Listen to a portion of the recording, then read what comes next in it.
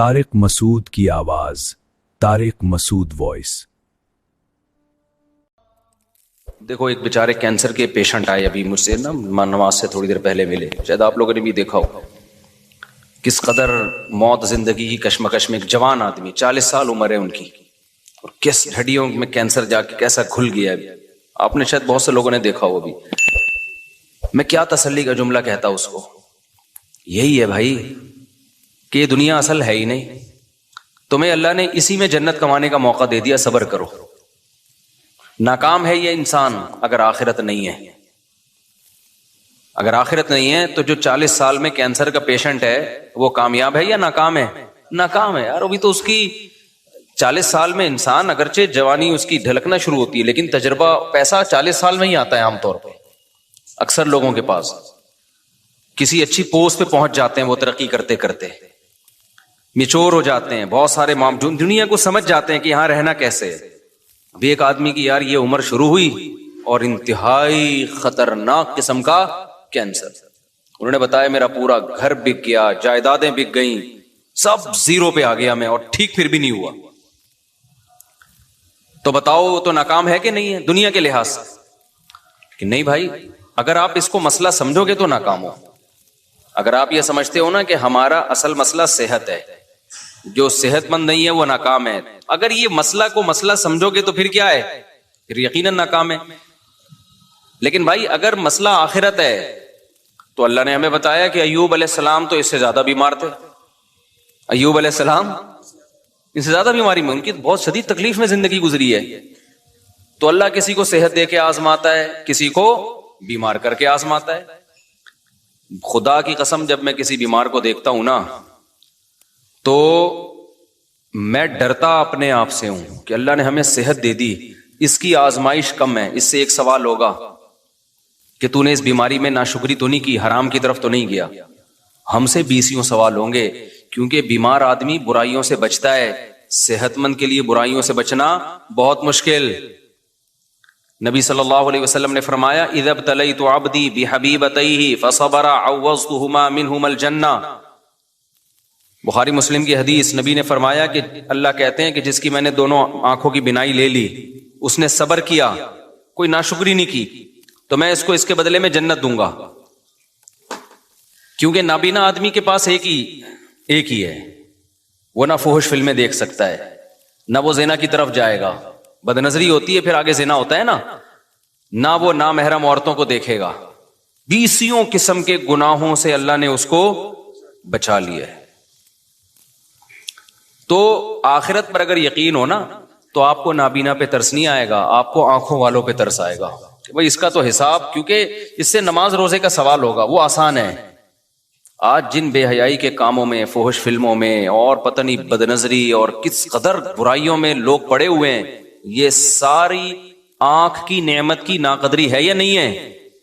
تو آپ کا نا سوچنے کا اسٹائل چینج ہو جائے گا اگر آپ آخرت پہ یقین رکھتے ہو، سوچنے کے معیارات ہی بدل جائیں گے۔ میں نے جس کینسر کے پیشنٹ کو آج دیکھا نا تو اس لحاظ سے تو ترس آتا ہے انسان پہ کہ بھئی وہ بیچارہ تکلیف میں ہے اور زندگی سے لڑ رہا ہے۔ حقیقت بتاؤں، میں اپنے بارے میں سوچ رہا تھا کہ شاید یہ ہم سے زیادہ خوش قسمت ہے۔ ہمیں اللہ نے صحت دی ہے، آنکھیں دی ہیں، کان دی ہیں، بولنے کے لیے زبان دی ہے، سارے جسم کے جو بھی ہمارے آرگن ہوتے ہیں صحیح چل رہے ہیں۔ یہ اتنی بڑی نعمت ہے، اربوں خربوں روپے دے کے بھی یہ نعمت خریدی جائے نا تو کم ہے۔ یہ آپ سے کوئی بتاؤ ایک آنکھ کا 1 کروڑ روپے لگائے کہ 1 کروڑ روپے دے گا تو تیری آنکھ کی بینائی رہے گی، ورنہ نہیں۔ سارا دن آپ بھیک مانگتے رہو گے 1 کروڑ اکٹھے کرنے میں، پلاٹ بیچو گے، مکان بیچو گے، جائیدادیں بیچو گے، یار بینائی سے زیادہ اہم نہیں ہے۔ آپ کی زبان میں ذائقے کی صلاحیت ختم ہو جائے، کھانے پینے کی لذتیں آپ کے لیے بولو ختم۔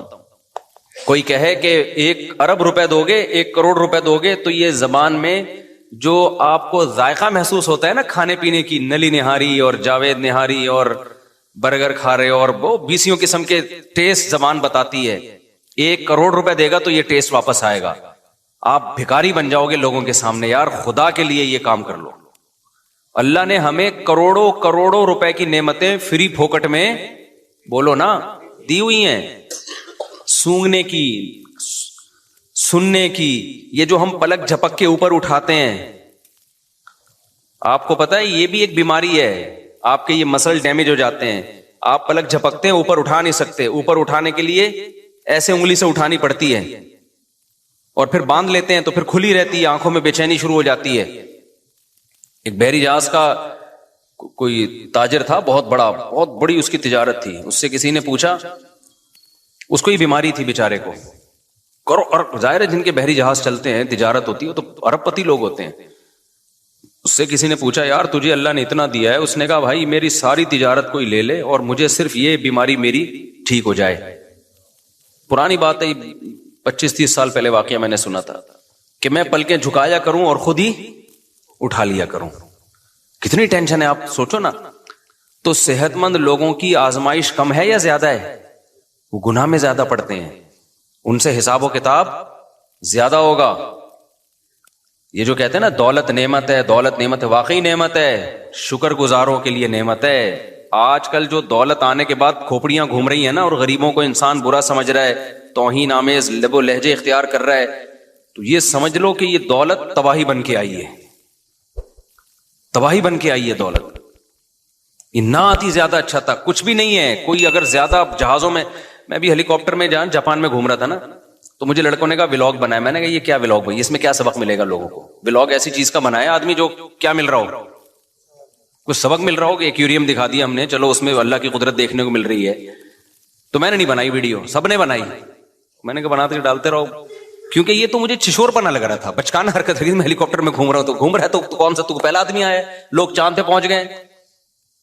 اب میں ہیلی کاپٹر میں گھوم کے بولوں دیکھو ہیلی کاپٹر یہ میرا نہیں بھی ہے, چلو ہیلی کاپٹر تو ہے نا. تو آرم اسٹرانگ کیا بولے گا, ابے تو ہیلی کاپٹر میں راکٹ میں بیٹھا ہوں. میں کس میں بیٹھا ہوں؟ راکٹ میں. اور یہ ہیلی کاپٹر میرا پہلا سفر نہیں ہے. ہیلی کاپٹر میں میرا یہ کون سا سفر ہے, یہ چوتھا یا تیسرا سفر ہے میرا ہیلی کاپٹر. میں بچپن سے ہیلی کاپٹر میں گھوما ہوں. تیسرا سفر ہے, وہ کب پہلا کب ہوا تھا, کہاں ہوا تھا, یہ نہیں بتاؤں گا. دوسرا کب ہوا, کہاں ہوا, یہ بھی نہیں بتاؤں گا.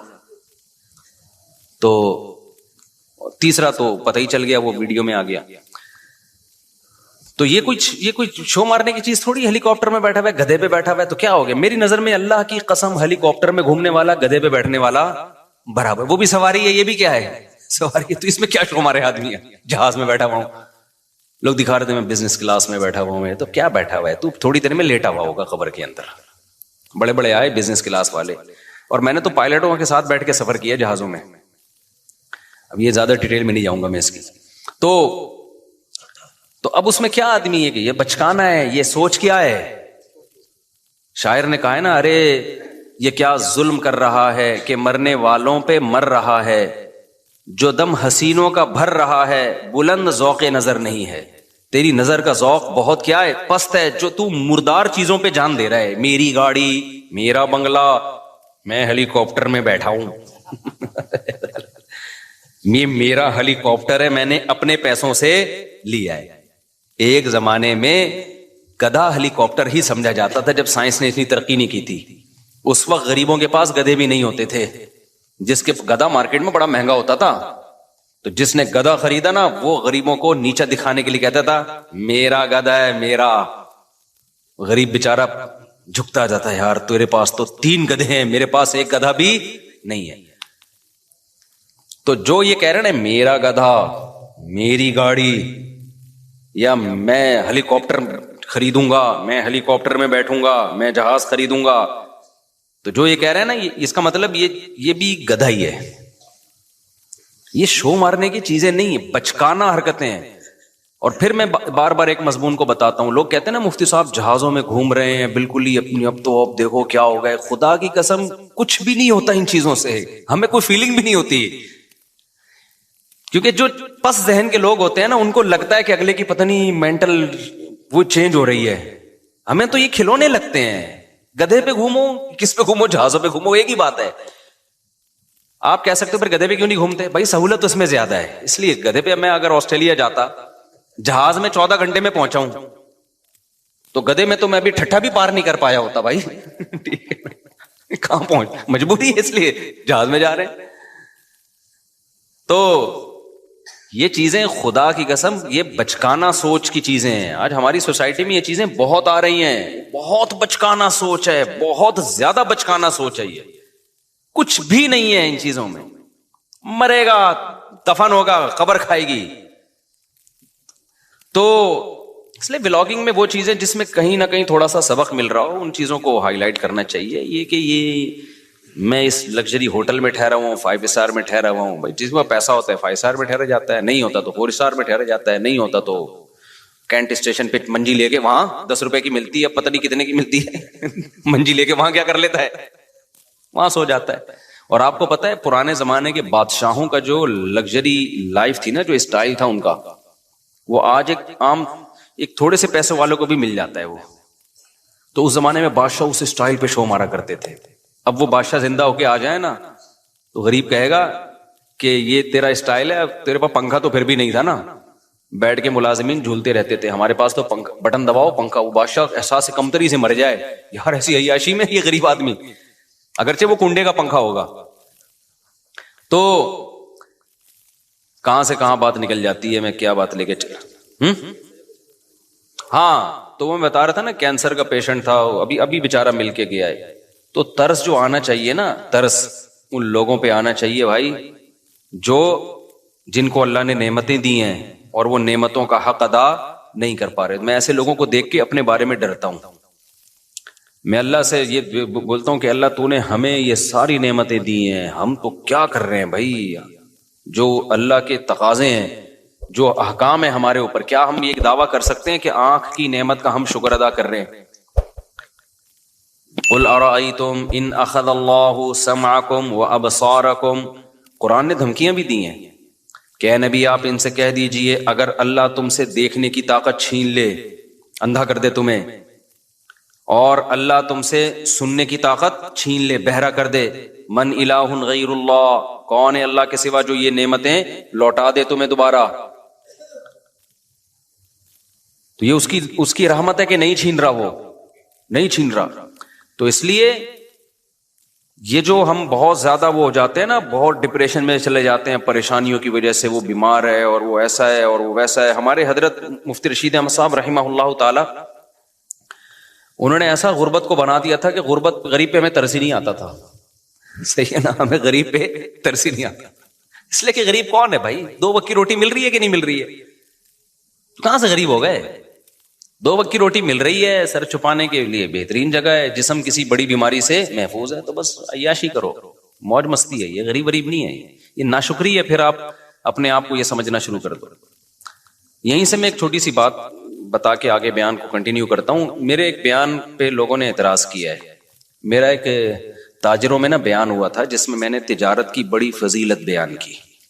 اس پہ شارٹ کلپ بھی بنا کے چلا دیں, میرے بیان کو نا غلط رخ پہ لوگ لے کے جا رہے ہیں. میں نے تاجروں کی فضیلت بیان کی کہ اسلام میں آپ کے پاس اگر 2 آپشن ہو, ملازمت یا بزنس, تو آپ نے کس کو ترجیح دینی ہے؟ بزنس. شریعت کا مزاج ہے, اس میں بہت سارے دلائل ہیں. ہمارے نبی نے بزنس کیا, صحابہ میں زیادہ تر تجارت کرتے تھے, قرآن میں تجارت کا جگہ جگہ تذکرہ ہے, حدیث میں ترغیب ہے. یہ حدیث ہے کہ اللہ نے میری امت کے 10 حصوں میں سے 9 حصے روزی تجارت میں. اگرچہ یہ حدیث کی سند پہ کلام ہے, لیکن یہ کوئی اتنی کمزور حدیث نہیں ہے کہ اس کو ایک پہلے سے ثابت شدہ فضیلت حدیث کی میں ہے نا تجارت کی, تو اس کی فضیلت میں کے طور پر بیان کرنے میں کوئی حرج نہیں. لیکن اور بہت ساری حدیثیں ہیں. تو اس پہ کسی نے کہا کہ بھائی اس سے تو یہ پتا چلا کہ پھر ملازمت بہت بری چیز ہے. تو میں نے کسی بیان میں یہ وضاحت بھی کی ہے. دیکھیں, ملازمت کے 2 پہلو ہوتے ہیں. علی الاطلاق ملازم کو برا کہنا تو کسی بھی لحاظ سے ٹھیک نہیں ہے کہ جو ملازمت کر رہا ہے. ملازمت کے 2 پہلو ہوتے ہیں. ایک وہ ملازمت ہوتی ہے جس میں آپ کسی بڑے ویژن کا حصہ ہو, وہ ملازمت شریعت میں اس کی ترغیب ہے. مثال کے طور پر آپ ملک کی حفاظت کے لیے فوج میں جاتے ہو, ہے تو یہ ملازمت, لیکن آپ کا ہدف کیا ہے؟ ایک ملک کی کنٹری کی حفاظت کرنا. یہ ملازمت تو ہے, تجارت نہیں ہے. اس میں پیسہ بھی کم ہوگا, جو تاجر لوگ جتنا کما لیتے ہیں اتنا ایک فوجی بیچارہ جو بارڈر پہ لڑنے والا تھوڑی کماتا ہے. لیکن یہ ملازمت بہت محبوب ہے اگر آپ کی نیت اچھی ہے, تو بہت مقدس عمل ہے. اسی طرح آپ کسی یونیورسٹی میں ٹیچر ہو, آپ کہتے ہو یار میں ٹیچنگ کے شعبے میں جاؤں گا کیونکہ جو لوگ آپ کے پاس آئیں گے وہ بات ٹیچر کی سنتے ہیں، تو اچھا ٹیچر سوسائٹی کو ملے گا تو اچھی معلومات دنیا میں پھیلیں گی. تو ٹیچنگ کا شعبہ کیا ہے؟ ایک مقدس ہے، بشرطے کہ جو پڑھا رہا ہو وہ ٹھیک چیز پڑھا رہا ہو، وہ مفید چیز پڑھا رہا ہو. تو بہت ساری ملازمت کے اسی طرح کوئی ڈاکٹر بنتا ہے تو وہ بھی ملازم، سرکاری ہسپتال کا ملازم ہوگا یا پرائیویٹ ہاسپٹل کا ملازم ہوگا، ہے یہ بھی ملازمت. اور ڈاکٹروں کے اتنا پیسہ ڈاکٹر نہیں کماتے ہیں جتنا تاجر کماتے ہیں، اور ڈاکٹر کی جتنی محنت ہوتی ہے نا اتنا ڈاکٹر کما نہیں سکتا. لیکن آپ اس ملازمت کو برا کہنا شروع کر دو، یہ بہت بری بات ہے. وجہ اس کی ہے کہ ڈاکٹر کا شعبہ اتنا مقدس ہے کہ انسانی جان کی حفاظت کا ذریعہ ہے. ہاں ایک ملازمت وہ ہے جس میں آپ کسی کی جاب کر رہے ہو، آپ کو ایک مخصوص تنخواہ مل رہی ہے، فائدہ کمپنی کو ہو رہا ہے اور کمپنی بھی انسانیت کو کوئی بڑا فائدہ نہیں پہنچا رہی ہے. جیسے آپ کولڈ ڈرنک کمپنی میں جاب کر رہے ہو، کس میں جاب کر رہے ہو؟ کولڈ ڈرنک کی کمپنی ہے، اس میں آپ جاب کر رہے ہیں، تو آپ کو ایک مخصوص تنخواہ مل رہی ہے، آپ نے چاپلوسی بھی کر رہے ہو باس کی، اور آپ مکھن بھی لگا رہے ہو اور ڈانٹ بھی پڑ رہی ہے، گالیاں بھی مل رہی ہیں. فائدہ کون اٹھا رہا ہے؟ کمپنی. اٹھا لے فائدہ، کوئی مسئلہ نہیں ہے، لیکن انسانیت کو کیا دے رہی ہے وہ فائدہ اٹھا کے؟ کچھ بھی نہیں دے رہی. شوگر کے مریض بنا رہی ہے، لوگوں کا ویٹ کیا کر رہی ہے؟ گٹکا کمپنی میں جاب کر رہے ہو، آپ پان کمپنی میں، سگریٹ کمپنی میں جاب کر رہے ہو. تو بھائی ایسی جگہ جاب کرو جہاں انسانیت کو فائدہ ہو. تو اب سمجھ میں آئی بات؟ جہاں تجارت اور ملازمت میں ٹکراؤ ہو تو ملازمت اگر اس نوعیت کی ہے کہ جس میں کسی بڑے ویژن کا جو انسانیت کے لیے فائدے والا ویژن ہو، آپ اس کا اگر حصہ بن رہے ہو تو پھر تو وہاں ملازمت زیادہ بہتر ہے تجارت سے. سمجھتے ہو کہ نہیں سمجھتے؟ لیکن اگر کسی بڑے ویژن کا حصہ نہیں بن رہے آپ، کو انسانیت کے لیے زیادہ مفید چیز نہیں ہے، تو پھر ملازمت نہیں کرنی چاہیے. پھر کس کو فوکس؟ پھر اپنا ٹماٹر کا ریڑی لگا لے آدمی. سمجھ رہے ہو نا؟ باس کی چاپلوسی سے بہتر ہے کیا لگا لے؟ ٹماٹر کی ریڑی لگا لے آدمی. اس کو ہم وہ کرتے ہیں، اس کی ہم حوصلہ شکنی کرتے ہیں، اس ٹائپ کی ملازمتوں کی. لیکن حوصلہ شکنی کرنے کے باوجود بھی ایسے ملازمین کو برا بلا نہیں کہتے ہم. وجہ اس کی یہ کہ یہ اللہ کا بنایا ہوا نظام ہے کہ سارے تاجر بن نہیں سکتے. کیونکہ جب آپ تجارت کرو گے تو تجارت بڑے پیمانے پر چلانے کے لیے آپ کو ملازمین چاہیے. یہ دنیا کا نظام ہے، یہ اللہ کا نظام ہے. اللہ تعالیٰ فرماتے ہیں ہم نے ان کے درمیان معیشت کو، رزق کو تقسیم کر دیا ہے. لیتخذ بعضهم بعضا سخریا، سب کو ایک جیسی دولت نہیں دی ہے تاکہ بعض لوگ بعض کو کیا بنائیں؟ اپنے ماتحت رکھیں. یہ دنیا کا نظام ہے، یہ چینج نہیں ہو سکتا. تو کوئی بھی بڑا بزنس مین جو ملازموں کو اور جو جاب کرنے والوں کو گالیاں دے رہا ہے نا، تو آپ اس کو بولا کرو تیرے پاس جو لوگ جاب کر رہے ہیں نا، سب سے پہلے تو ان کے منہ پہ جا کے گالیاں دے کے ریکارڈنگ کر کے ڈال دے کہ جو چوکیداری کر رہے ہیں نا تیرے گیٹ کی، یہ بے غیرت ہے، ٹھیک ہے نا، یہ چوکیداری کر رہے ہیں، اس کو گالیاں دے سب سے پہلے. تو سمجھ میں آ رہی ہے بات کہ نہیں آ رہی؟ وہ بھی تو پھر بے غیرت ہی ہو گیا نا جو آپ کی چوکیداری کر رہا ہے.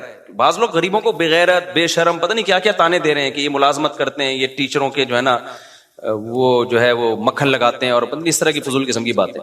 تو کوئی بھی ایسا شخص جب کوئی بات کیا کرے، آپ نے بولنا ہے کہ بھائی آپ جب کوئی بڑا بزنس کر رہے ہو تو آپ کو بھی تو ملازمین کی ضرورت ہے. تو یہ ساری گالیاں عام ملازمین کو دینے کے بجائے نا، سب سے پہلے آپ کی کمپنی میں یا آپ کے بزنس میں جو لوگ ملازم ہیں، آپ نے ان کو کیا کہنا ہے؟ بے شرم بھی کہنا ہے، بے غیرت بھی کہنا ہے. پھر دیکھو وہ اسی بندوق سے اٹھا کے سر پھوڑیں گے تمہارا. تو ترغیب تو دی جائے گی بزنس کی، لیکن ملازم پیشہ آدمی کو گالیاں دینا نہیں بنتا. کیونکہ ہر انسان تجارت کی کوشش کر کے بھی تاجر بن نہیں سکتا، یہ اللہ کا نظام ہے. کیونکہ تجارت کو چلانے کے لیے بھی آپ کو بڑے پیمانے پر ملازمین کی ضرورت. اب دیکھو اوبر اور کریم والوں نے دماغ استعمال کر کے ایک سافٹ ویئر بنا کے بزنس چلا دیا ہے. تو اگر یہ ڈرائیور نہ ہوتے اوبر کریم کے تو کیا ان کا بزنس چلتا؟ تو یہ ناممکن ہے. تو ایک ایسی کامن سینس کی بات ہے کہ جس کے اندر سینس ہوگی تو وہ یہ سمجھے گا. سینس ہی نہیں ہے تو پھر ہم یہی کہیں گے کہ پیسہ آنے کے بعد کھوپڑی کیا ہو جاتی ہے؟ آؤٹ ہو جاتی ہے. تو السلام نے بھی ضرورت کے وقت ملازمت کی ہے کہ نہیں کی ہے؟ موسیٰ علیہ الصلوۃ والسلام مصر سے چل کے مدین گئے کیونکہ قتل کا کیس تھا آپ کے اوپر. تو آپ مدین گئے ہیں تو اب وہاں کیا بزنس کرتے بھائی؟ تو موسیٰ علیہ السلام کو پھر 10 سال کے لیے ملازمت ملی بکریاں چرانے کی.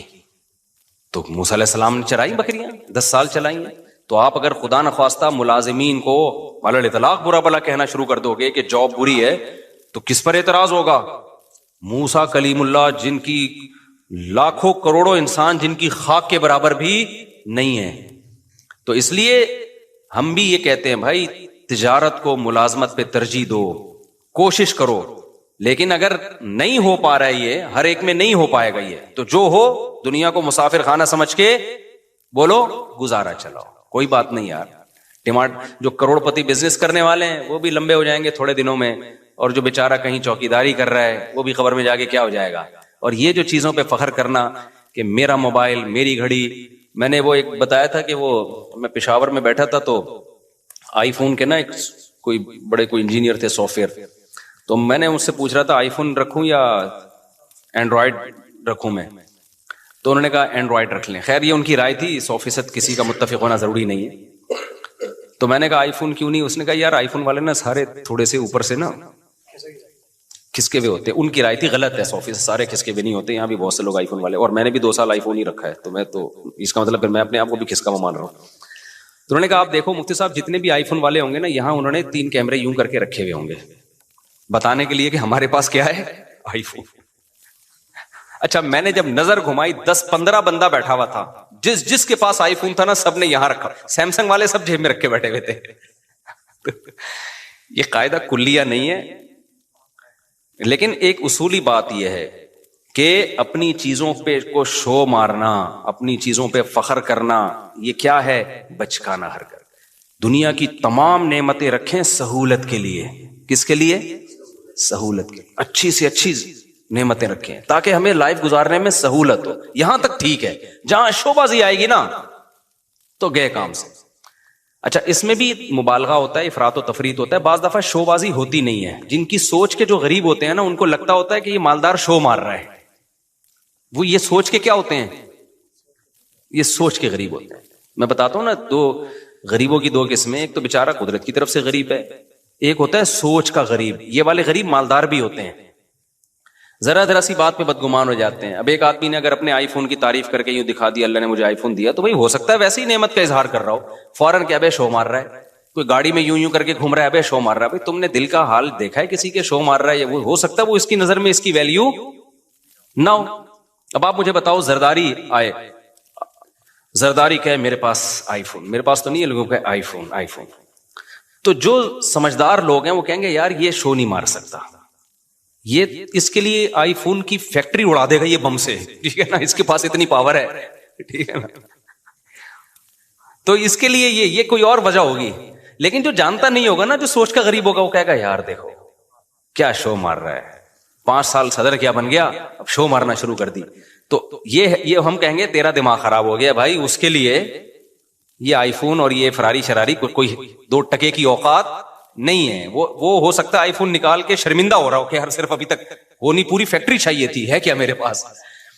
تو اسی طرح یاد رکھو جو علماء ہوتے ہیں نا, جن کے دل میں دنیا کی محبت نہیں ہوتی, وہ اگر کہیں جہازوں میں اڑ رہے ہیں, ٹرینوں میں گھوم رہے ہیں, کہیں یہ چیزیں دکھا رہے ہیں, تو ان کی نظر میں یہ شو بازی نہیں ہوتی, یہ 2 ٹکے کی اوقات نہیں ہوتی, کھلونے ہیں کھلونے. تو فوراً بدگمان ہو جانا کہ شو مار رہے ہیں, یہ فضول حرکت ہے. ایک بڑے عالم تھے, ان کے گارڈ بہت تھے, سیکیورٹی کے بڑے مسائل تھے. تو جیسے ہی وہ نکلتے گارڈ وہ ٹھک ٹھک ٹھک کر کے نا سارا اپنی پوزیشن سنبھالتے. تو ایک آدمی جو ٹماٹر کا ٹھیلا لگاتا تھا بیچارہ, وہ گیا, کہتا ہے یہ دیکھو کیسے شو بازی والے مفتی ہیں. میں نے کہا کیوں؟ کہتے ہیں یار یہ کیا ہو رہا ہے. تو میں نے کہا بھائی سیکیورٹی کے مسائل ہے تو یہ تو ہوگا. انہوں نے کہا نہیں یہ شو مار رہا ہے. تو یہ کیا ہے کہ سوچ کیا ہے بھائی, ضرورت بھی تو ہو سکتی ہے نا کسی کو گارڈ رکھنے کی. بات سے بات چلتی ہے, میں موضوع کی طرف آتا ہوں کیونکہ آج جو میں نے موضوع شروع کیا بہت امپورٹنٹ ہے. اسی میں ایک بات یہ بھی یاد رکھو, سوچ کا غریب ہونے میں ایک چیز یہ بھی داخل ہے کہ جب بھی دنیا میں کوئی حادثہ ہونا, مالدار کو اور طاقتور کو مورد الزام ٹھہرا دو کہ انہوں نے کیا. یہ ہمیشہ غریب کو فیور دو, چاہے وہ غلطی پر بھی ہو.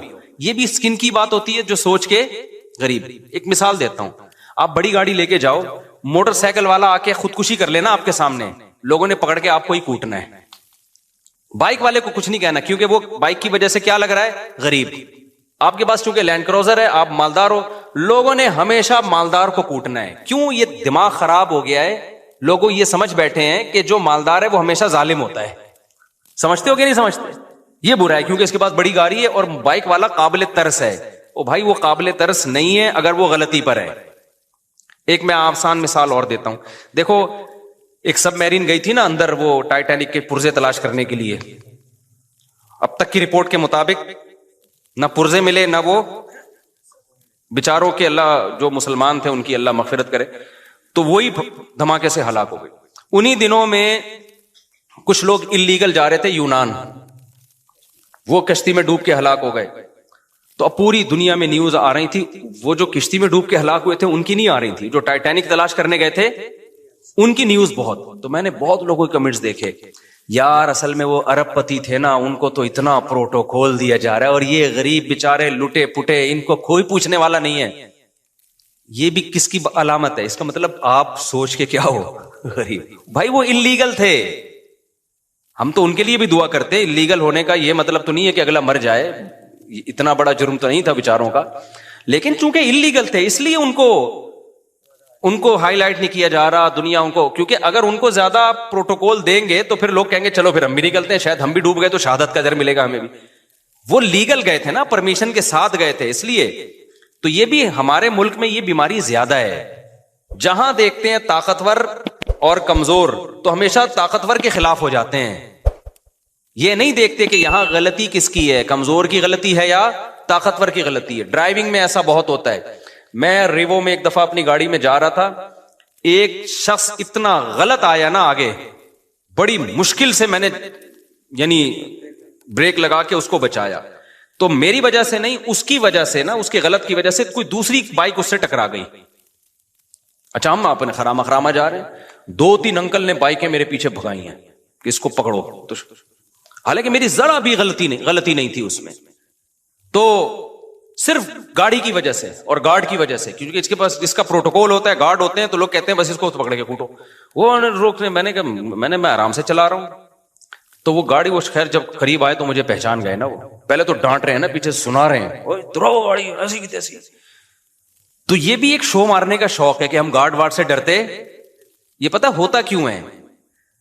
تو جب وہ قریب آئے تو انہوں نے مجھے پہچان گئے, تو تھوڑا سا ان کا ایٹیٹیوڈ چینج ہو گیا. میں نے کہا انکل میری غلطی کہاں سے ہے اس میں؟ آپ دیکھو میں تو آرام سے جا رہا ہوں. وہ خود ہی اس کو پتہ نہیں کوئی ساس سے پھٹا ہوا تھا, اس کا سسرال سے جھگڑا ہوا تھا, خام میں آ کے بھیڑ رہا ہوتا ہے نا آگے. تو پھر انہوں نے میری بات سنی. لیکن میں اگر مفتی طارق مسعود نہ ہوتا نا, میں پٹ گیا تھا بیٹا, میں پٹ گیا تھا. نہ لوگوں نے گارڈوں کو دیکھنا تھا, لوگ نہیں دیکھتے, بلکہ گارڈ ہونا تو پھر لوگ سمجھتے ہیں اب ہمیں بہادری کا ثواب ملے گا. لوگ کہیں گے کلاشن کوفوں سے بھی نہیں ڈرا بندہ. یہ لوگوں کی مینٹلٹی ہے. طاقتور کے خلاف بولنے میں نا فیور ملتا ہے آپ کو, لوگ سمجھتے ہیں بہادر ہے. یہی کام حکمرانوں کے خلاف بھی ہوتا ہے, یہی کام آپ کے وہ ادارے جو پاورفل ہے ان کے خلاف بھی ہوتا ہے. بعض دفعہ وہ صحیح ہوتے ہیں لیکن آپ نے ان کے خلاف ہی بولنا ہے. اس سے لوگ کہتے ہیں بہادر آدمی ہے, ڈرتا ورتا کسی سے نہیں ہے. اگر آپ نے کہیں کسی موقع پہ ان کو فیور میں بات کر لی, لوگ کہیں گے, کوئی بوٹ پالیشیا کہے گا, کوئی کہے گا وہ پی ٹی آئی کا ہے, کوئی کہے گا جے یو آئی کا ہے, کوئی کہے گا مسلم لیگ کا چمچہ ہے. تو یہ پورا ہماری قوم کا نا دماغی توازن تھوڑا سا ایسا لگتا ہے کہ کچھ, ساری قوم نہیں, آپ لوگوں کے جو بیان سن رہے ہیں ان کے علاوہ کی بات کر رہا ہوں, مسئلہ ہے تھوڑا سا ٹیکنیکل, کیا ہے, فالٹ ہے. تو یہ صحیح نہیں ہے. ہمیں اسلام یہ کہتا ہے کہ آپ نے حق پرست کو, جو حق پر ہوگا نا اس کو فیور دینا ہے, چاہے وہ غریب ہو چاہے وہ امیر ہو. بعض دفعہ مالدار آدمی ٹھیک ہوتا ہے, غریب گڑبڑ کر رہا ہوتا ہے کمبخت. اور بعض دفعہ جو ہے طاقتور ٹھیک ہوتا ہے, بعض دفعہ آپ کا حاکم صحیح ہوتا ہے, اس کے خلاف لوگ زیادتی کر. وہ جو وزیر اعظم کے خلاف لمس یونیورسٹی میں ہوا نا, کسی نے بدتمیزی کی تھی, میں آپ کو دل سے بات بتاؤں, مجھے وہ بدتمیزی اچھی نہیں لگی. کہ جو جس طرح سے اعتراض کیے گئے نا, ابھی میں زیادہ نہیں ہائی لائٹ کرتا اس کو, وہ اسٹائل مجھے پسند نہیں آیا. کہ آپ کے ملک کا ایک وزیر اعظم جو ہو, ابھی جب تک نہیں ہو تو بھائی ایک سیاسی لیڈر ہے, آپ جو مرضی کرو, لیکن جب ایک آن ڈیوٹی آپ کا ایک وزیر اعظم ہے, بھائی وہ آپ کی جماعت کا ہے یا کوئی اور ہے, یا عبوری وزیر اعظم ہے, کوئی بھی ہے, تو پبلک کی یہ ذمہ داری ہے, کوئی بھی اعتراض کریں تو عزت اور احترام کے دائرے میں. تنزیہ لب الہجہ یہ نہیں ہونا چاہیے. تو یہ بدتمیزی, بہت افسوس ہوا کہ یار ہماری یونیورسٹیوں میں یہ بدتمیزی کیوں سکھائی جا رہی ہے. وہ تو وزیر اعظم نے بڑا برداشت کر کے نا بڑے تمیز سے جواب دیا. تو یہ غلط ہے بھائی, آپ رسپیکٹ سکھائیں لوگوں کو, اپنے بڑوں کی, چاہے وہ جو بھی ہو. جب آپ کا بڑا ہے تو بڑا ہے نا یار, آپ کو اس کو, نبی صلی اللہ علیہ وسلم کی صحیح حدیث ہے, انزل الناس منازلہم, لوگوں کو ان کے مرتبے کے حساب سے لوگوں کے ساتھ پیش آؤ. حاکم کو سمجھانے کا طریقہ وہ نہیں ہے جو ایک عام آدمی کو سمجھانے کا طریقہ ہے. نبی صلی اللہ علیہ وسلم کے پاس ایک سردار ملنے کے لیے آیا جو بڑا ظالم اور برا آدمی تھا. وہ نبی نے اس کو عزت دی تو امی عائشہ رضی اللہ تعالیٰ عنہ نے فرمایا یا رسول اللہ یہ تو ٹھیک آدمی نہیں ہے. آپ نے فرمایا انزل الناس منازلہم, ایک اسٹیٹس ہے نا اس کا اپنی قوم میں, ایک مرتبہ ہے, تو اس کے حساب سے اس سے چلنا پڑے گا. ایسا نہیں ہے کہ قوم کا سردار ہے چونکہ 2 نمبر ہے تو اٹھا کے اس کو جو ہے وہ مٹی میں بٹھا دیا. کیونکہ انسان کی نیچر ہے کہ جس مرتبے کا ہوتا ہے نا وہ والی ویلیو اگر آپ اس کو نہیں دیتے تو اپنی توہین محسوس کرتا ہے, اور جب اپنی توہین محسوس کرتا ہے تو پھر آپ اس سے خیر کی امیدیں لگانا چھوڑ دیں. جو کام اصلاح کا ہو سکتا ہے وہ بھی نہیں ہوتا. اب دیکھو میں جب جاتا ہوں نا, پتہ ہے یہ نیچرل ہے, یہ جو اسلام کا حکم ہے نا یہ انسان کی فطرت کا حصہ ہے. انسان کا دل بھی یہ چاہتا ہے کہ جو ریسپیکٹیبل ہے اس کو عزت دی جائے. اب دیکھو میں بعض دفعہ جا رہا ہوتا ہوں, یہ جو ہمارے گرین چینل والے لوگ ہیں کتنا ہم سے نظریاتی اختلاف کرتے ہیں, لیکن میں کہیں جا رہا ہوتا ہوں نا بعض دفعہ ہری پگڑی والے آتے ہیں بڑی عزت سے سیلفی یہ وہ چل رہا ہوتا ہے. میں حیران ہوتا ہوں بھائی یار تو بڑے بڑے خلاف ہیں لیکن یہ بڑی عزت دے رہے ہیں. وجہ کیا ہے کہ اگلے کو یہ احساس ہوتا ہے کہ یار چلو ہمارا نظریاتی اختلاف ہے لیکن ایک سیلیبریٹی تو ہے نا, اب اس کی توہین کرنا یہ نیچر کہتی ہے کہ یار یہ غلط ہے. سمجھ میں آ رہی ہے بات کی؟ ایک سیلیبریٹی تو ہے نا, تو جب ایک ہے تو ٹھیک ہے سیلفیاں نہ لو لیکن بے عزتی بھی نہ کرو, توہین نہ کرو کسی کی. ہمارے سامنے اگر کوئی ایسا شخص آ جائے جس سے ہمیں 100 دفعہ اختلاف ہو لیکن ایک مشہور ہو جس کی سوسائٹی میں ایک عزت ہو, تو آپ کا کیا خیال, ہم ٹھڈے مار کے بھگائیں گے؟ ہم یہ کہیں گے جاؤ یہاں سے. تو یہی ہوتا ہے بھائی, ایک جو صحیح ہے غلط ہے وہ ایک الگ بحث ہے, لیکن سوسائٹی میں ایک عزت ہے تو اگر آپ نے اس سے تمیز سے بات نہیں کی تو وہ اپنی زیادہ بے عزتی محسوس کرتا ہے. تو یہ نبی صلی اللہ علیہ وسلم کی حدیث ہے انزل الناس منازلہم. یہاں ایک اور اشکال کا بات سے بات نکلتی ہے. اب کیا ہوتا ہے, امریکہ کا صدر آتا ہے نا پاکستان تو ہمارے وزیر اعظم مل رہے, اب تو نہیں آتا وہ, ان کو پتہ ہے یہاں آئے تو یہاں یہ لوگ خود بےچارے اپنی حفاظت نہیں کر پائے, ہمارا پتہ نہیں کیا ہوگا, تیرا کیا ہوگا کالیا.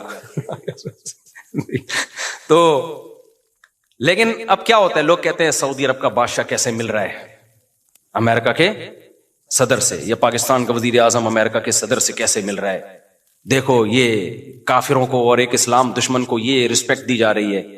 بھائی آپ بھی جب وزیر اعظم بنے نا, یا سعودیہ کے بادشاہ, اب تو کوئی چانس نہیں لیکن اگر بن گئے تو آپ کو بھی یہ رسپیکٹ دینی پڑے گی, کیونکہ وہ نبی صلی اللہ علیہ وسلم کے پاس جو وفود آیا کرتے تھے ان کے سردار بڑے بڑے کافر ہوا کرتے تھے, لیکن آپ ان سے عزت کے ساتھ ملتے تھے کیونکہ وہ ایک ملک کا وزیر اعظم ہے, ایک ملک کا صدر ہے. تو اس میں جو سوچ کے غریب ہوتے ہیں نا وہ کہتے ہیں دیکھو ان کے کیسے تعلقات ہیں, ایسے ہینڈ شیک کر رہے ہیں. وہ سعودی عرب کے ایک بادشاہ نے کیا کیا تھا, وہ امریکہ کا صدر آیا تھا تو وہ مسافر کے لیے میرے خیال ہے ہاتھ بڑھائے تو اس نے ہاتھ ہی نہیں بڑھایا نا, تو یہ کوئی اچھا کام نہیں کیا, ٹھیک ہے نا. یہ امیج جو گیا ہے نا, لوگ کہتے ہیں یہ ہے حق پرستی. حق پرستی کی بات نہیں ہے بھائی, آپ کی جو پالیسیاں ہیں وہ آپ چینج نہ کریں امریکہ کے کہنے پر یا کسی کے دباؤ میں آ کے. آپ نے کام انسانیت ہی کے لیے کرنا ہے. اب اگر مجھے گرین چینل والے عزت دیں اور میں ان کی عزت کی وجہ سے مسئلہ ہی چینج کر لوں تو پھر یہ غلط ہو جائے گا. مسئلہ چینج نہ کریں لیکن ایٹیٹیوڈ آپ کا لوگوں کے ساتھ وہ ہونا چاہیے جس کے وہ اہل ہیں, عرف میں جس کے وہ اہل ہیں. یہ بات کلیئر ہو گئی ہے کہ نہیں ہو گئی ہے؟ تو یہ غلط ہے کہ یہ جو ہم نے معیار بنا لیا ہے نا کہ بس ہمیشہ بعض لوگ ادھر ایسا کر رہے ہوتے ہیں کہ اس کو ذلیل کر رہے ہوتے ہیں, یہ مالداروں کو ہی ہمیشہ الزام ٹھہلا رہے ہوتے ہیں, جو طاقتور ہوتے ہیں ہمیشہ اسی کو برا بلا کہہ رہے ہوتے ہیں اور ہمیشہ غریب کو فیور دے رہے ہوتے ہیں. بالکل غلط ہے. آپ نے اسلام کو دیکھنا ہے. اس کی میں ایک مثال دے کے بس آگے چلتا ہوں. دیکھو اسلام میں وراثت کا کیا نظام ہے, بیٹا 1 کروڑ روپے کروڑ پتی بیٹا ہے اور ایک غریب بیٹا ہے, وراثت پہ کوئی فرق رکھا ہے اسلام نے؟ دونوں کو برابر ملے گی. اب جو غریب بیٹا ہے وہ بڑے بھائی جو کروڑ پتی تھا اس کو وراثت نہیں لینے دے رہا اور کہ میرے گھر میں کھانا نہیں ہے اور یہ میری وراثت جو ہے نا میں اپنی بھی لوں گا اس کی بھی لوں گا, اس کو تو لینڈ کروزر میں گھومتا ہے, اس کے تو بحریہ ٹاؤن میں بنگلے ہیں, اس کو تو یہ, اس کو کیا ضرورت ہے, آ کے مفتی کے سامنے رونا شروع کر دے. تو مفتی کیا کہہ کہ یار یہ بہت ضرورت مند ہے, اٹھا کے اپنا 1 کروڑ, تجھے کیا ضرورت ہے 1 کروڑ کی بھائی, تیرے لیے تو 1 کروڑ 2 ٹکے کا نہیں, اس کو دے, یہ غریب ہے. فتویٰ یہ ہے, دے سکتا ہے مفتی؟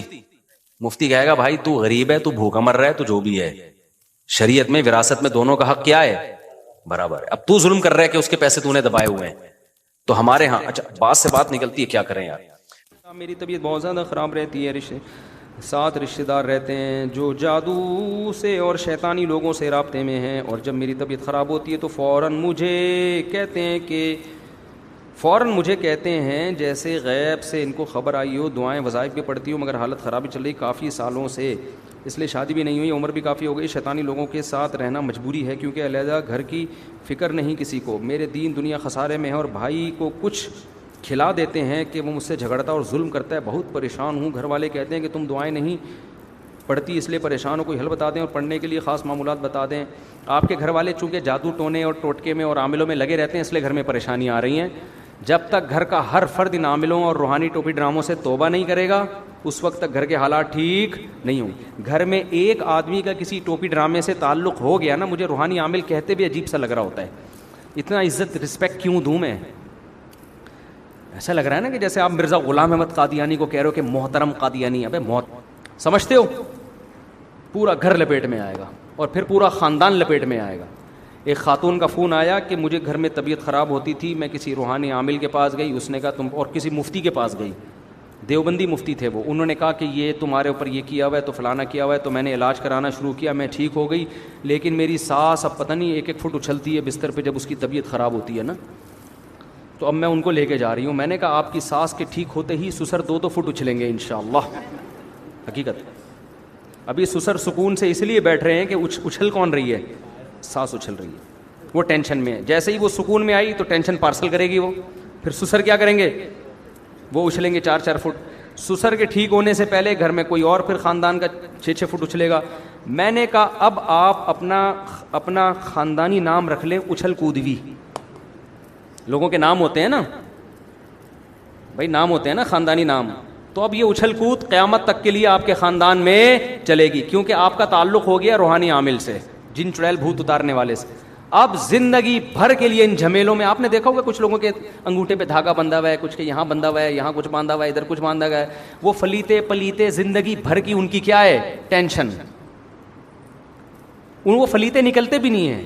اصل میں لفظ ہے فتیلہ, فتیل کہتے ہیں دھاگے کو نا, یہ بڑا مہذب لفظ ہے. تو ہمارے حضرت اس کو بگاڑ کے پڑھتے تھے فلیتا تاکہ اس کی نفرت لوگوں کے دل میں بیٹھے.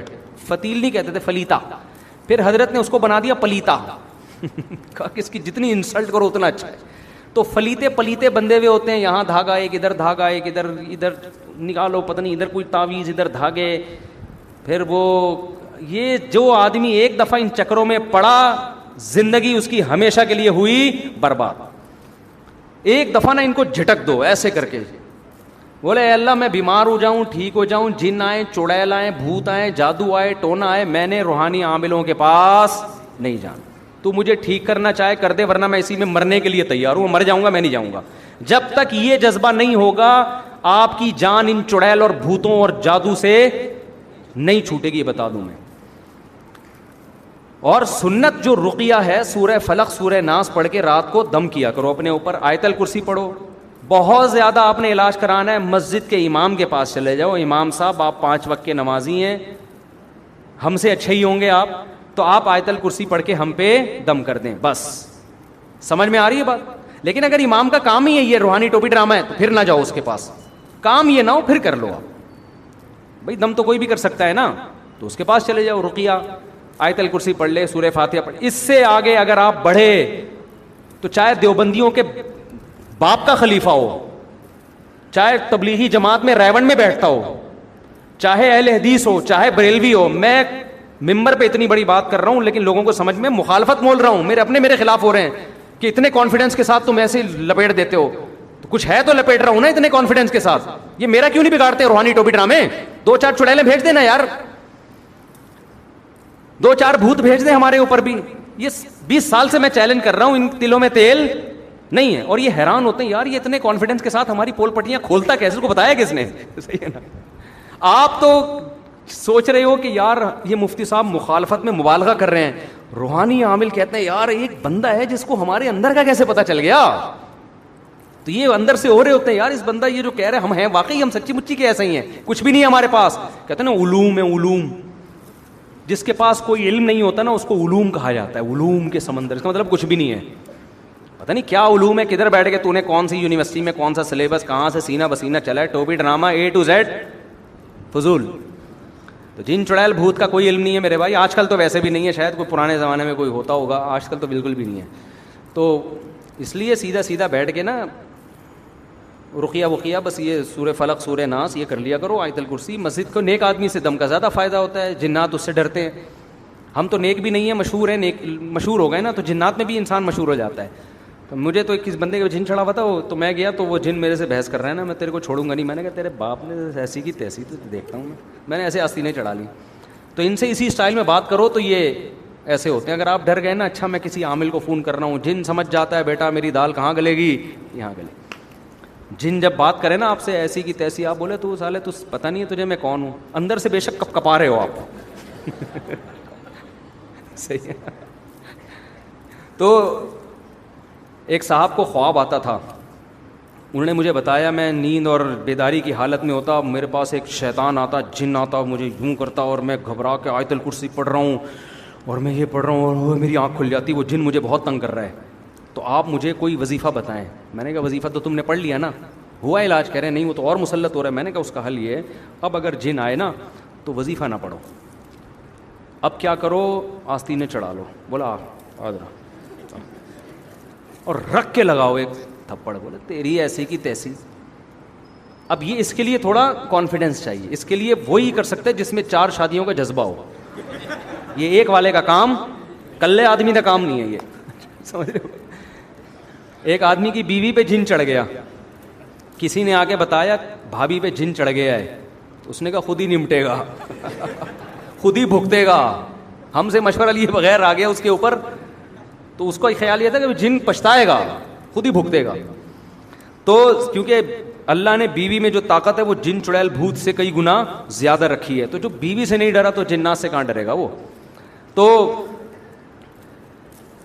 کبھی بھی ایسا ہو نا کوئی چڑیل بھوت کوئی یوں رکھ کے لگاؤ تھپڑ، بس دفع ہو یہاں سے، وہ بھاگ جائے گا اور آئندہ کبھی بھی نہیں آئے گا. تو ان صاحب کو میں نے کہا اب آئے نا تو آپ نے کیا کرنا ہے، یہ دماغ میں تو نیند میں تو یاد نہیں رہتی باتیں، لیکن آپ نے کیا کرنا ہے، آپ نے رکھ کے لگانا ایک تھپڑ.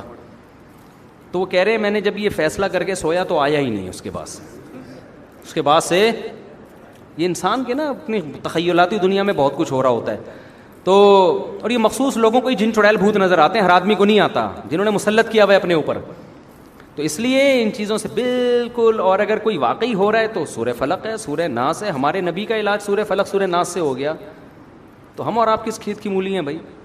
تو علاج کرو، سورہ فاتحہ آیت الکرسی پڑھ لو انہی چیزوں سے. پھر بھی ٹھیک نہیں ہوتے تو صبر کرو، بس صبر کے علاوہ کوئی آپشن نہیں ہے. نفسیاتی زیادہ تر 99% نفسیاتی بیماریاں ہوتی ہیں، نفسیاتی ڈاکٹر کو دکھاؤ. اگلا سوال بھی اسی قسم کا ہے کہ جی وہ یہ بھی کسی نے پوچھا آپ عاملوں کے خلاف ہیں. ہمارے اس خلاصہ سنا رہا ہوں، ہمارے ایک بندہ بیمار تھا، ہم عامل کے پاس لے گئے، واقعی ٹھیک ہو گیا. تو آپ تو کہتے ہو ٹھیک نہیں ہوتے، تو ٹھیک ہو جاتے ہیں دوبارہ ہو جائے گا. یہ ٹھیک نہیں ہوتے، یہ کیا ہو جائے گا، دوبارہ گڑبڑ ہو جائے گی. یہ وقتی طور پر ہی ہو رہا ہوتا ہے. یہ ٹھیک ہو گیا تو کسی دوسرے کو ہو جائے گا، پھر کسی تیسرے کو ہو جائے گا. یہ زندگی بھر کے لیے ایک ٹینشن. اور بعض دفعہ انسان کو کچھ بیماری نہیں ہوتی، ایک نفسیاتی ہوتا ہے کہ مجھے دم کیا تو اب میں، وہ مریض اپنی کانفیڈنس کی بیس پہ ٹھیک ہو رہا ہوتا ہے، اس میں اس عامل کا دخل نہیں ہوتا. ایسے بھی کیسز ہیں کہ کسی عامل سے علاج کرایا، واقعی سچی مچی میں ٹھیک ہو گیا، وہ اس کے عامل کا دخل نہیں ہے. پیشنٹ کے دماغ میں ایک بات ہوتی ہے کہ میرا علاج ہو رہا ہے، اس نفسیاتی اثر کی وجہ سے پیشنٹ کیا ہو جاتا ہے، ٹھیک. ہمارے حضرت نے یہ تجربہ کیا، ہمارے حضرت نے کسی کو علاج بتایا جن چڑیل بھوت کا نا. علاج یہ بتایا کہ یہ تسبیح لو اور 10 منٹ تک یہ والا ذکر کرو. اب جب تسبیح سے کرنا ہے تو 10 منٹ کا کیا مطلب ہے بھائی؟ ابے تسبیح تو گننے کے لیے ہوتی ہے نا، 200 دفعہ کرایا 10 منٹ، لیکن پکڑائی کیا، تسبیح. حضرت نے فرمایا یہ نفسیاتی کھیل ہے. اگر میں ایسے ہی کہہ دیتا نا 10 منٹ بیٹھ کے یہ دعا پڑھو تو وہ ماحول نہیں بنتا. اس کے ہاتھ میں تسبیح ہے بھائی، تسبیح پہ گھما رہا ہوں میں ہیں، تو وہ تصور سے ٹھیک ہو جائے گا. یہ تو یہ نفسیاتی ٹوٹکے ہوتے ہیں، اس طرح سے تو بندہ ٹھیک ہو جاتا ہے. تو یہ عامل لوگ بھی یہ کر رہے ہوتے ہیں، تو ان کے پاس لے جاؤ، وہ کسی کے پاس بھی لے جاؤ. کل میرا بینک جانا ہوا کسی کام سے، تو وہ بار بار کہنے لگے چائے منگوائیں چائے منگوائیں چائے منگوائیں. میں نے کہا نہیں بھائی چائے نہیں منگوائیں، میں تو چائے ویسے بھی نہیں پیتا. تو انہوں نے کہا اصل میں اس وجہ سے نہیں پی رہے کہ بینک کی ہے نا. میں نے کہا جی اس وجہ سے، ویسے بھی نہیں پی رہا لیکن اس وجہ سے بھی نہیں پی رہا کہ بینک کی ہے. کیوں بھائی، پابندی لگائی ہے نا اللہ نے. بینک اب یہاں اشکال در اشکال، لوگ کہتے ہیں تو سارا پیسہ ہی بینکوں سے آ رہا ہے، پھر سب کچھ ہی حرام ہو جانا چاہیے. یہ بات خوب یاد رکھیں، بینک میں 2 قسم کے اماؤنٹ ہوتے ہیں. ایک تو وہ اکاؤنٹ ہوتے ہیں جو آپ لوگوں نے, میں نے اور آپ نے کھولے ہوئے ہوں, رکھے ہوئے ہوں, اس میں پیسے, وہ حلال بچتوں سے لوگوں نے پیسے رکھے ہوتے ہیں, سمجھ رہے ہیں. اس پہ جو بینک سود دیتا ہے آپ کو وہ حرام رقم ہوتی ہے, سمجھ رہے ہیں. اسی طرح بینک میں حرام رقم کا ریشو بہت تھوڑا ہوتا ہے. بینک جب لوگوں کو قرض دیتا ہے وہ لوگوں کی حلال بچتیں اٹھا کے دے دیتا ہے, وہ حلال ہوتی ہیں. اسی وجہ سے وہ کمپنیاں جو وہ بھی حلال ہیں. کمپنیاں, لوگ کہتے ہیں نا, تو جتنی کمپنیاں چل رہی ہیں سب بینکوں سے قرضہ لے کے چل رہی ہیں. تو وہ جو بینکوں سے انہوں نے قرضہ لیا ہے وہ رقمیں حلال تھیں, وہ حرام نہیں ہیں, وہ سود کی رقمیں نہیں ہیں. سود وہ رقم ہوگی جو یہ کمپنیاں بینک کو دیں گی. سمجھ میں آ رہی ہے بات؟ وہ 2% 3% ہوتی ہیں, تو وہ سود کی رقم حرام ہوتی ہے. اس رقم سے جو کچھ خریدا جائے گا یا کمپنی بنائی جائے گی یا جہاں وہ انویسٹ کیا جائے گا وہ آمدن کیا ہوگی؟ حرام ہوگی. تو کمپنیاں جو بینک سے قرضہ لے کے پروڈکٹ بناتی ہیں وہ پروڈکٹ حرام نہیں ہوتی, اس وجہ سے کہ وہ لوگوں کی حلال رقمیں بینک اٹھا کے ان کو دے دیتا ہے. البتہ کمپنی کے لیے بینک سے قرضہ لینا بہرحال حرام ہے, کیونکہ آپ صلی اللہ علیہ وسلم نے سود لینے والے پر, سود دینے والے پر, سودی لین دین میں گواہ بننے والے پر اور سودی معاملات کو لکھنے والے پر, چاروں پر لعنت فرمائی ہے. تو یہ چونکہ لعنتی عمل ہے, گناہ ضرور ہے, مگر اس میں حرام رقم کون سی ہوتی ہے, حلال کون سی ہوتی ہے, اس کو مکس نہیں کرنا چاہیے. لوگ کہتے ہیں یہ تو ہر آدمی سود کھا رہا ہے, بچنا ممکن نہیں ہے. کیوں ممکن نہیں ہے بھائی؟ تو پھر سوال پیدا ہوگا کہ پھر جو بینک والے چائے پلاتے ہیں وہ بھی تو زیادہ تر حلال رقمیں ہیں, وہ بھی حلال ہونی چاہیے. وہ حلال اس لیے نہیں ہے کہ وہ بینک والا چائے اپنے پیسوں سے پلا رہا ہوتا ہے. تو چونکہ اس کی جاب جائز نہیں ہے, جاب جائز نہیں ہے, تو جاب کے عوض میں جو تنخواہ ملے گی, اگرچہ وہ تنخواہ حلال پیسوں سے ہوگی, بینک مشترکہ اکاؤنٹ میں سے اٹھا کے پیسے دیتا ہے نا اس کو, تو وہ حلال رقم سے بینک پیسے دے رہا ہے, مگر دیکھ جس کام کے عوض میں رہا ہے وہ کام کیا ہے؟ غلط. کسی بھی پیسے کے حرام ہونے کی 2 وجہ ہوتی ہیں, تھوڑے تھوڑے مسائل بھی سیکھ لینا. حرام 2 وجہ ہوتی ہیں, ایک یہ کہ کام جائز نہ ہو, اور ایک یہ کہ کام تو جائز ہے مگر آپ کو تنخواہ حرام پیسوں سے دی جا رہی ہے. اب میں اس کی ایک مثال سے بات سمجھا کے پھر اپنے اصل موضوع کی طرف آتا ہوں. دیکھو, ایک آدمی نے چوری کی, چوری کا عمل حرام ہے نا. اس چوری کے بدلے میں جس کے لیے چوری کی اس نے اس کو اپنے حلال پیسوں میں سے, خون پسینے کی کمائی میں سے 50 روپے پکڑا دیے. کس خوشی میں پکڑا ہے کہ تم نے میرے لیے کیا کیا ہے؟ چوری کی ہے. تو چور کے لیے یہ پیسے حلال ہوں گے؟ نہیں, کیونکہ وہ پیسے تو حلال پیسوں میں سے دے رہا ہے, مگر کام جو چور نے کیا وہ غلط کیا. تو غلط کام کے بدلے میں جو پیسے مل رہے ہیں چاہے وہ حلال پیسے ہی ہوں, چور کے لیے کیا بن جائیں گے؟ وہ حرام. جب چور کی ملکیت میں آ گئے تو اب سب کے لیے حرام ہو گئے. سمجھ رہے ہیں؟ اور ایک یہ ہے کہ چور نے کہیں سے 50 روپے چرائے, اب چور نے کسی کے ذمہ کام لگایا کہ تم میرا یہ کام کر دو جو حلال کام ہے اور میں تمہیں 50 روپے دوں گا. اب چور وہی 50 روپے اٹھا کے آپ کو دے رہا ہے, تو یہ بھی آپ کے لیے کیا ہے؟ حرام ہے, کیونکہ کام تو آپ جائز کر رہے ہیں, لیکن جو پیسے تھے نا چور کے پاس, وہ پیسے کیا تھے؟ حرام کے تھے. سمجھ رہے ہیں؟ اگر حلال و حرام مکس ہو جائے, مثلا ایک آدمی چور بھی ہے اور کچھ جائز کام بھی کرتا ہے, گڑھے بھی کھودتا ہے, کنواں بھی کھودتا ہے, تو 50 روپے حرام کے آئے اور ادھر سے 50 روپے حلال کے آئے, یا اور بھی پیسے حلال کے آئے, مکس کر دیے. پھر وہ چور کہہ رہا ہے کہ آپ میرے بچوں کو ٹیوشن پڑھائیں, میں آپ کو تنخواہ دوں گا. آپ نے چور کے بچوں کو ٹیوشن پڑھایا, تو ٹیوشن تو پڑھانا جائز ہے نا, چاہے چور کا بچہ ہو, کیا خیال ہے, یا ڈاکو کا بچہ ہو, بلکہ ثواب ہے, ہو سکتا ہے یہ بچہ آپ کے ٹیوشن کی وجہ سے چوری نہ کرے. تو اب چور نے اس رقم سے اٹھا کے آپ کو پیسے دے دیے.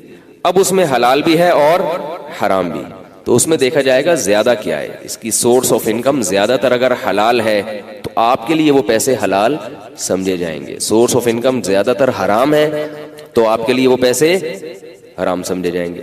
تو خیر, یہ میں اس لیے کہہ رہا ہوں کہ جہاں بینک کی بات آتی ہے لوگ اعتراض کرتے ہیں, ابے یہ تو سارے سود پہ چل رہے ہیں, یہ چائے حرام ہو گئی, تنخواہیں حلال ہیں. سب کی تنخواہیں بینک سے جاتے ہیں. یہ مولوی لوگ کہتے ہیں بینک, سودی بینک میں جو جاب کرتا ہو اس سے چائے پینا تو جائز نہیں ہے, لیکن ویسے تنخواہیں بینکوں سے آ رہی ہیں, نوٹ اسٹیٹ بینک چھاپ رہا ہے, یہ سب حلال ہو گیا. واہ بھائی واہ. گڑ کھاؤ اور گلگلوں سے پرہیز کرو. اس قسم کی مثالیں دی جاتی ہیں. تو ایک بات یاد رکھو, یہ جو مولوی لوگ ہیں اس میں ہر طرح کے لوگ ہوتے ہیں, لیکن اتنا مکھنچو نہ سمجھا کرو مولویوں کو کہ بالکل ہی فارغ ہوتے ہیں. یہ لوگ سمجھتے ہیں یہ بالکل عجیب سی مخلوق ہے, ان کو بالکل فالو نہیں کرنا چاہیے, یہ نہ دنیا کے نہ آخرت کے. ایسا نہیں ہے, اتنے فارغ نہیں ہوتے جتنے آپ سمجھتے ہیں, پروپیگنڈا ہے. تو میں کیا عرض کر رہا تھا کہ اسلام نے پابندیاں لگائیں, بہت ساری پابندیاں. پھر ظہر کی نماز کا وقت, ہاں کھانے میں کتنی پابندیاں لگا دی اسلام نے, یہ کھاؤ یہ نہیں کھاؤ. پھر اس میں یہ بھی ہے کہ حلال کھاؤ. پھر حلال کا مفہوم بھی اسلام میں بہت وسیع ہے, اور حرام کا مفہوم بھی بہت وسیع ہے. دنیا کے دیگر مذاہب میں حرام کی ڈیفینیشن بہت مختصر سی ہے, اسلام میں حرام کی ڈیفینیشن بہت لمبی ہے. ان کے ہاں حرام صرف چوری کا مال ہے, ڈکیتی کا مال ہے, جو غلط ہے. بلیک منی تو خیر اس کو نہیں کہتے بلیک منی, یعنی اگر ہم ان کی زبان میں اس کو حرام کیا, بلیک سے تعبیر کرنا چاہیں تو بلیک صرف وہی ہے جو آپ نے کسی کی جیب سے چرا لیا. اسلام میں تجارت کے اپنے اصول ہیں. اس طرح سے تجارت کرو گے تو حلال ہے, اس طرح سے تجارت نہیں کرو گے تو چاہے سامنے والا راضی ہو تو بھی آپ کے لیے یہ رقم کیا ہو جائے گی, حرام ہو جائے گی. آپ نے کسی کو انویسٹمنٹ کے لیے پیسہ دیا, 50,000 روپے دیے, آپ نے کہا جتنا کماؤ گے تو جو میں نے انویسٹمنٹ کے لیے 50,000 روپے دیے ہیں, اس 50,000 کا 5% لوں گا میں آپ سے. یہ حلال ہے حرام ہے؟ حرام ہے. ہاں آپ نے کہا کہ اس 50 سے جو کماؤ گے, جو ارننگ ہوگی, اس ارننگ میں 25% میں میں شریک ہوں, تو یہ کیا ہو گیا, حلال ہو گیا. اب گورا کہتے ہیں یہ کیا ٹینشن لگائی ہوئی ہے, گورا تو ان چیزوں کو نہیں مانتا نا. کہہ رہے پیسے کماؤ, جب وہ خوشی سے دے رہا ہے, وہ کہہ رہا ہے میں 50,000 پہ 10% آپ کو دوں گا, تو ارننگ سے دے یا انویسٹمنٹ سے دے, آپ کو کیا ہے, وہ کیپٹل سے دے دے یا ارننگ سے دے, کیا مجھے کیا مولویوں نے لگائی دی. تو مولویوں نے نہیں لگائی, یہ پابندی کہاں سے لگی ہے, اس مذہب سے لگی ہے بھائی, جس مذہب سے ہم وابستہ ہیں, جس نبی کا ہم نے کلمہ پڑھا ہے. تو اتنی پابندیاں. ان کے ہاں کتنی آزادی ہے, 10-10 20-20 گرل فرینڈ رکھو. ہمارے ہاں آنکھ مٹکے پر بھی پابندی. گرل فرینڈ تو بہت دور کی بات, کسی خاتون کو آپ گرل فرینڈ کی نیت سے دیکھ بھی نہیں سکتے. ضرورت سے کسی کو دیکھنا ہو تو بہن بیٹی سمجھ کے دیکھ لو. مجھے لگ رہا ہے یہ نوجوان یہاں بے ہوش ہو جائیں گے, کیسی باتیں کر رہا ہے یار. میں نے میڈیکل کالج میں ایک دفعہ لڑکوں میں بیان کیا, تو وہ کہہ رہے ہیں ہماری فیمیل ٹیچرز ہمیں پڑھاتی ہیں, بعض اس میں جوان بھی ہوتی ہیں, بعض عمر ایجڈ بھی ہوتی ہیں, تو ہم منہ نیچے کر کے کب تک بیٹھے رہیں ہیں بھائی. تو میں نے کہا چلو گردن میں درد ہو رہا ہے, وہ دیکھ لو ان کی طرف, لیکن اپنی بہن سمجھ کے دیکھو, باجی سمجھ کے دیکھو. کسی کو اپنی ماں سمجھ کے دیکھو جو عمر میں زیادہ ہے, جو عمر کے قریب قریب, تو ضرورت سے اگر دیکھنا پڑے تو بہن سمجھ کے دیکھ لو. تو ایک ان میں بہت ہی تپا ہوا تھا, کہنے لگا مفتی صاحب کی بہن ہوگی. کہنے لگا ان کی ہوگی بہن. تو ٹھیک ہے بھائی, آپ دیکھ لو جس نیت سے دیکھنا ہے, لیکن حساب بہرحال دینا پڑے گا, حساب دینا پڑے گا اگر آپ سمجھتے ہو.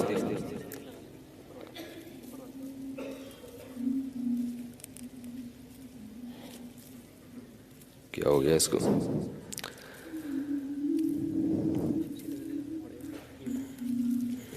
پہلے الٹا لگا ہوا تھا. تو کتنی سخت پابندیاں لگا دی نا اسلام نے. نظر کی حفاظت آپ نہیں دیکھ سکتے, اجازت نہیں ہے. اپنی والدہ کو دیکھیں, اپنی سگی بہن کو دیکھیں, اپنی سگی خالہ کو دیکھیں, نانی کو دیکھیں, بس بھانجی کو دیکھیں, بھتیجی کو دیکھیں. باقی جو پورے محلے کی انٹیاں ہیں وہ آپ کی کچھ بھی نہیں لگتی. تو انٹرٹینمنٹ تو ساری ختم نا. یہ کیا زندگی کی بہاریں ختم, کیا زندگی ہے خوش. تبھی لوگ کہتے ہیں یار ملا نہ بنو, جو مرضی بن جاؤ, ملا نہ بنو. داڑھی نہ رکھو, داڑھی رکھ کے بدنظری بھی بہت مشکل ہو جاتی ہے. تو اتنی سخت پابندی لگا دی اسلام نے. الا علی ازواجہم او ما ملکت ایمانہم فانہم غیر ملومین. فرمایا صرف اپنی بیوی پر شہوت کی نگاہ ڈال سکتے ہو, اس کے علاوہ کسی پہ بھی نہیں ڈال سکتے. کسی بھی ڈال سکتے. اور جو آزادی دی اسلام نے نکاح کے معاملے میں، وہ بھی لوگ کہتے ہیں یہ کوئی کون سی آزادی ہے بھائی. اجازت دے دی کہ 4 بیویاں رکھ سکتے ہو. اب لوگ کہتے ہیں یار اجازت تو دے دی لیکن اتنے میں جو ٹینشن ہے ٹھیک ہے، اس ٹینشن کا بھی تو کوئی حل بتایا.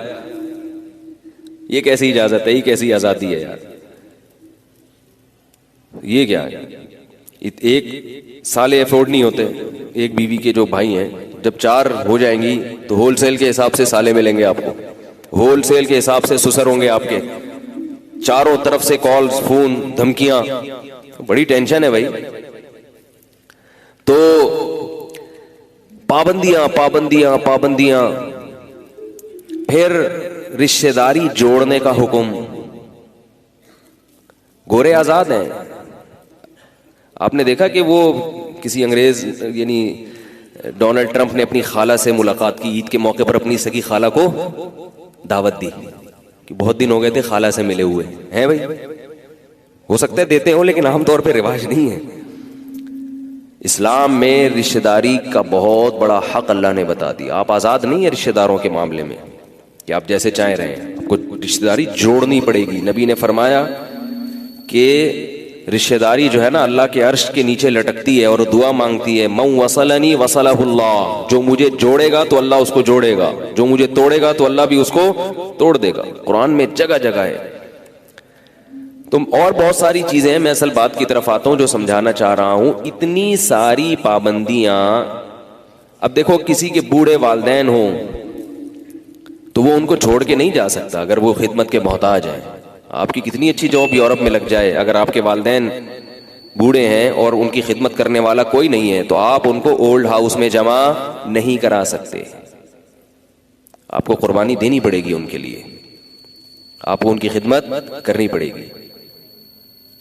بعض لوگوں کے والدین کوما میں چلے گئے، باپ یا ماں 10 سال بستر پہ پڑے رہتے ہیں، وہیں قضائے حاجت. آپ ان کو چھوڑ کے نہیں جا سکتے، آپ کو ان کی خدمت کرنی پڑے گی. اگر نہیں کی، ناک منہ چڑھایا ان کی خدمت سے، پیشانی پہ لکیریں آئی، ان لکیروں کا قیامت کے دن حساب دینا پڑے گا. اللہ کہے گا کیوں آ رہی ہیں تمہاری پیشانی پہ لکیریں. اور والدین کی خدمت احسان سمجھ کے نہ کیا کریں. بعض لوگ یہ بھی ہیں کہ ہم تو ابا کی ماشاءاللہ بڑی خدمت کرتے ہیں. آپ ان کا بدلہ نہیں ادا چکا سکتے جتنی مرضی خدمت کر لیں. یہ تو اللہ نے اپنے فضل سے ایک ثواب رکھ دیا کہ میں بہت ثواب دوں گا، لیکن اللہ ثواب نہ بھی دیتا تو یہ تو ذمہ داری ہے، کرنا ہے. جسے ہم کہتے ہیں نا تمہارے باپ کو بھی یہ کام کرنا پڑے گا. جب دھمکی دی جاتی ہے نا، یہ تو آپ کے کہتے ہیں نا لوگ، جب تمہارے تو باپ کو بھی یہ کام کرنا پڑے گا.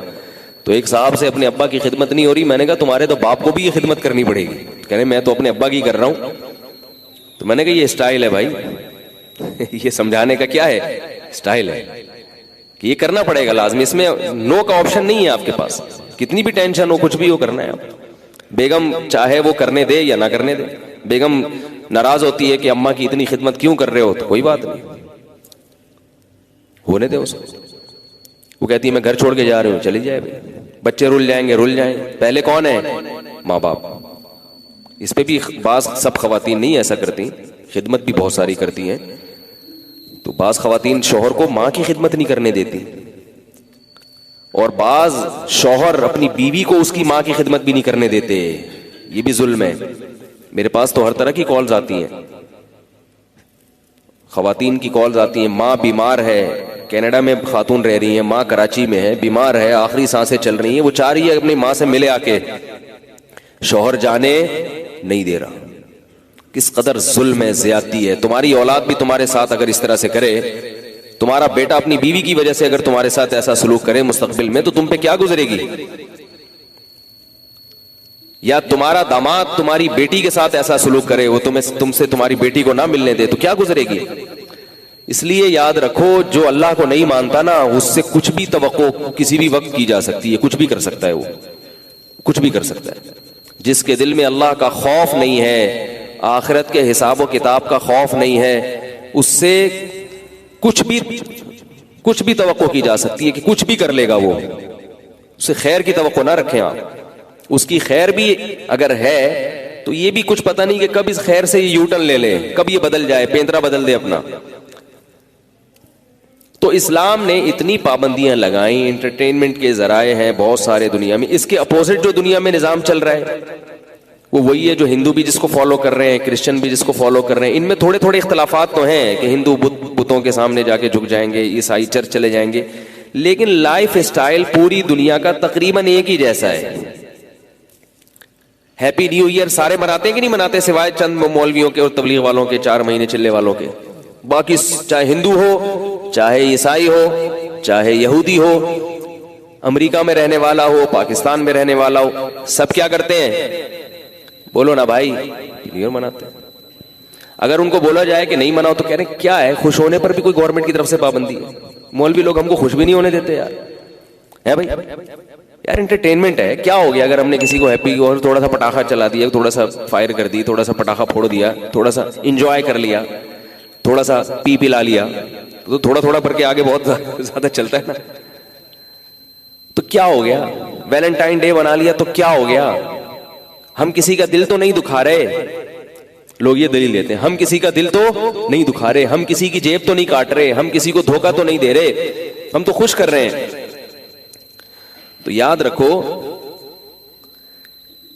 یہ جو اسلام نے اتنی پابندیاں لگائی ہیں اور دیگر چیزوں میں پابندیاں ہیں ہی نہیں بالکل بھی، اس کی اصل وجہ یہ ہے کہ اسلام آپ کو حقیقی معنی میں خوش کرنا چاہتا ہے، آپ کو پاکیزہ زندگی دینا چاہتا ہے، دنیا میں بھی اور آخرت میں بھی. فَلَنُحْيِيَنَّهُ حَيَاةً طَيِّبَةً، فرمایا ہم جو لوگ اطاعت کریں گے ہماری شریعت کی، ہمارے حکام کو فالو کریں گے، ہم ان کو دنیا میں بھی پاکیزہ زندگی دیں گے اور آخرت میں بھی پاکیزہ زندگی دیں گے. اصل سکون، اصل اطمینان اسلام کے اور شریعت کے احکام کی اتباع میں ہے. شریعت کی مخالفت میں سکون اور اطمینان نہیں ہے، تھوڑی دیر کی لذت ہے، انٹرٹینمنٹ. آپ یہ جو دیکھیں کہ جتنے غیر مسلم لوگ ہیں یا اسلام کو یا جو مسلمانوں میں بھی شریعت کو فالو نہیں کرتے، ان کو خوش رہنے کے لیے کوئی نہ کوئی بہانہ چاہیے. ان کو خوش رہنے کے لیے کوئی نہ کوئی بہانہ چاہیے. ہر تھوڑے دن کے بعد ان کو کچھ نہ کچھ چاہیے، ورنہ یہ خوش نہیں ہوتے. آج ابا کی سالگرہ ہے، آج امی کی سالگرہ ہے، آج ابو امی کی شادی کی سالگرہ ہے، آج میری سالگرہ ہے، آج فلانے والے کی سالگرہ ہے، آج چاچو کی سالگرہ ہے، آج ماموں کی سالگرہ ہے. آدھا سال تو اسی میں گزر جاتا ہے. فلانے کی سالگرہ ہے، آج منجلی آپی کی سالگرہ ہے، آج انٹی کی سالگرہ ہے، ٹھیک ہے نا، جو پڑوس میں رہتی ہے. آج ہمارے اسکول کی جو ٹیچر ہے ان کی سالگرہ ہے. آپ کا جو ڈیٹ آف برتھ ہے فیس بک کی طرف سے خود بخود آپ کو مبارکبادی کے پیغامات آنا شروع ہو جاتے ہیں. تو سالگرہ ہی ختم نہیں ہو کے دیتی پورے سال. پھر اس میں اگر گرین تڑکا لگا دیں آپ، اس کی بھی خوشی ہے، وہ بھی ایک انٹرٹینمنٹ ہے کہ کھاؤ پیو، تھوڑا سا حضرت کے نام پہ جمع ہو جاؤ. پھر وہ 12 ربیع الاول کی ایک وہ بھی سالگرہ ہی ہے، یوم پیدائش منانا، تو اس میں پھر ایک الگ مزہ ہے. پھر محرم آئے گا تو وہ اپنے الگ مزے ہیں، اس کے مجلسیں ہوتی ہیں، اس میں روتے ہیں دھلاتے ہیں. اور انٹرٹینمنٹ ایک ہلا گلا مجمع، بس کوئی رو کے انجوائے کر رہا ہے، کوئی ہنس کے انجوائے کر رہا ہے. مقصد سب کا ایک ہی ہے، انجوائے کرو لائف. یہ بور زندگی، راتوں کو اکیلے تہجد میں اکیلے رو، یہ کیا بات ہے بھائی؟ اکیلے تنہائی میں بیٹھ کے رو اللہ کے سامنے، یہ کیا ہوگی؟ اس کو تو مزہ تو نہیں آئے گا نا اس میں. ارے بھائی رات کو آپ جب تنہائی میں اکیلے اٹھ کے روئیں گے اللہ کے سامنے اپنے گناہوں پر، تو بس اللہ ہی خوش ہوگا، پبلک کو تو کچھ بھی پتا نہیں چلے گا، کوئی لچھے دار تقریر بھی نہیں ہوگی، کچھ بھی نہیں ہوگا، تو مزہ نہیں آئے گا. ہمیں کیا چاہیے؟ مزہ چاہیے، مزہ، چاہے وہ دین کے نام پہ ہو، چاہے وہ دنیا کے نام پہ ہو. تو سالگرہ کے نام پہ، پھر وہ نیو ایئر کا مزہ، پھر کرسمس کا مزہ. اور کمال کی بات ہے، چلیں چھوڑے، میں ابھی جلدی سے وقت کم ہے تو کوشش کرتا ہوں کہ بات سمیٹوں.